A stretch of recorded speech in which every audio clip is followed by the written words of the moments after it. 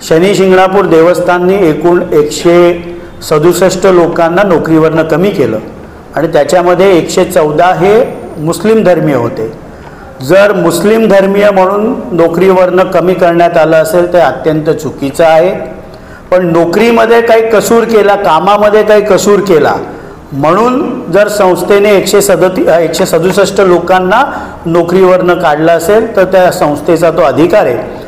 पण मुस्लिम धर्मीय म्हणून जर नोकरीवरनं काढलं असेल तर हे अत्यंत चुकीचं आहे आणि सरकारने देखील याबद्दलचा अहवाल मागितला पाहिजे। अनेक असे हिंदू धर्माच्या देवळं आहेत, अनेक परंपरा आहेत की जिथे मुस्लिम धर्मीय देखील उत्साहाने त्या उत्सवामध्ये सामील होतात।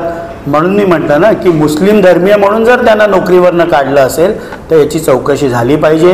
पण नोकरीमध्ये काही कर्तव्यामध्ये कसूर झाला म्हणून जर शनी शिंगणापूर संस्थेने काढलं असेल तर तो त्या संस्थेचा अधिकार आहे। पण याबाबत सरकारने देखील याची चौकशी केली पाहिजे। आव्हाडांना नेहमी हिंदू मुस्लिम करायला आवडतं। राष्ट्रवादी काँग्रेस पार्टी शिवशाहू फुले आंबेडकरांच्या विचारधारेवर चालणारा पक्ष आहे आणि म्हणून राष्ट्रवादीची स्पष्ट भूमिका आहे की मुस्लिम धर्मीय म्हणून जर नोकरीवरनं काढलं असेल तर ते चुकीचं आहे।